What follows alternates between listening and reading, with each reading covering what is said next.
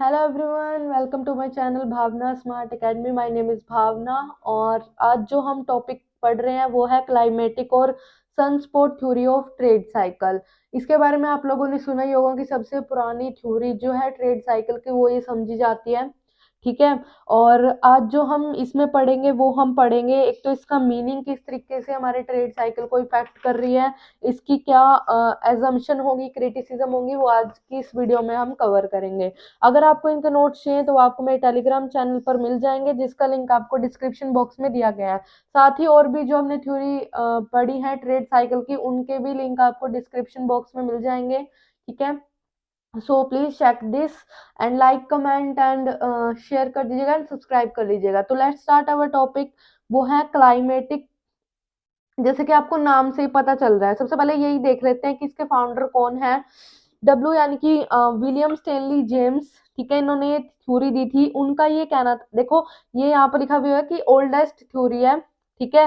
उनका ये कहना था कि जो सनस्पॉट है, या सनस्पॉट मतलब कि जैसे जो हमारा सूरज होता है उस पे जो डार्क स्पॉट्स होते हैं, ठीक है, वो क्या करते हैं, वो किस कारण हो जाते हैं, वो हमारे इन्वायरमेंट के कारण होते हैं। मतलब जो हमारे क्लाइमेट चेंजेस होते हैं उसके कारण जो टेम्परेरी स्पॉट्स हो जाते हैं, तो उसको हम बोलते हैं सनस्पॉट। अब ये किस तरीके से रिलेटेड है, अब देखो ये जो थ्योरी है ये किस तरीके से रिलेटेड है। नंबर ऑफ स्पॉट्स जो आपके सन पे होते हैं वो क्या करते हैं, हमारी इकोनॉमी को इफेक्ट करते हैं। मतलब ये वो किस तरीके से इफेक्ट करेंगे, वो देखो जो मतलब जो एग्रीकल्चर होता है, अब जो आपको पता ही होगा एग्रीकल्चर यानी कि फार्मिंग का काम होता है, वो काफी ज्यादा किस पर डिपेंड करता है, आपका क्लाइमेट पर डिपेंड करेगा। ठीक है, जैसे रेन हुई है या नहीं। ठीक है। जिसके कारण क्या होगा, या फिर ये कहता है कि ऑप्टिमिज्म और पेसिमिज्म उनके कारण भी क्या होते हैं, हमारे ट्रेड साइकिल होते हैं। अब ये देखो कि ये किस तरीके से इफेक्ट कर रहा है। तो ये देखो जैसे हम फार्मिंग कर रहे हैं तो वो रेनफॉल, ठीक है, यानी कि वो हमारी किस पर, एग्रीकल्चर किस पर डिपेंड कर रहा है, हमारा क्लाइमेट पर डिपेंड करता है। ठीक है। और अगर आपका बैड क्लाइमेट है, ठीक है, तो जिससे आपकी क्रॉप जो होगी वो अच्छी नहीं होगी। ठीक है। जिससे कौन सी कंडीशन आएगी, आपकी डिप्रेशन की कंडीशन आएगी।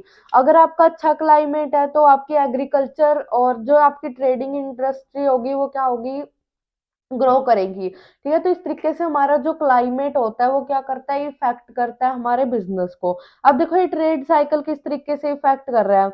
एक तो देखो अगर आपका फेवरेबल वेदर वाली कंडीशन होगी, अच्छी सनस्पॉट एक्टिविटी होंगी आपके लिए जो फेवरेबल होगी, उसके कारण क्या होगा, प्रॉफिट होगा, यानी कि आपकी इनकम बढ़ेगी, जिससे और भी ज्यादा क्या बढ़ेगी, डिमांड, यानी कि बूम पीरियड होगा पूरा।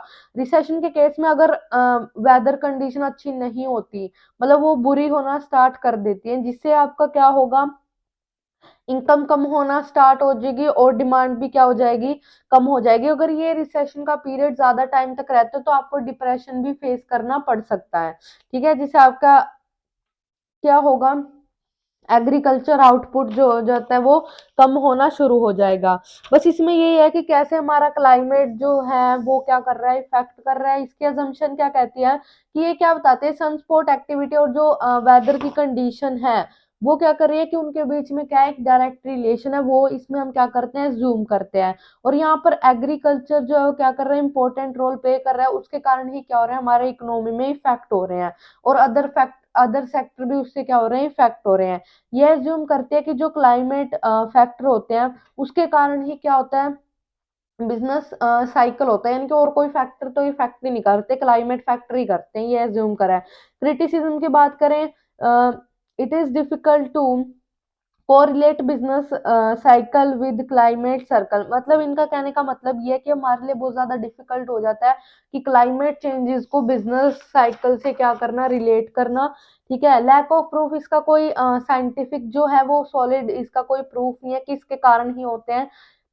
अदर फैक्टर को ये क्या करते हैं, जैसे कि टेक्नोलॉजी, गवर्नमेंट पॉलिसी, उनको क्या कर रहे हैं, इग्नोर कर रहे हैं। लिमिटेड यूजफुलनेस, यानी कि इसकी जो यूजफुलनेस है वो उन्हीं कंट्रीज में है जहां पर ज्यादा फार्मिंग होती है, यानी कि नॉन फार्मिंग जहां पर फार्मिंग हो ही नहीं रही, तो वहां पे कैसे क्लाइमेट इफेक्ट करेगा।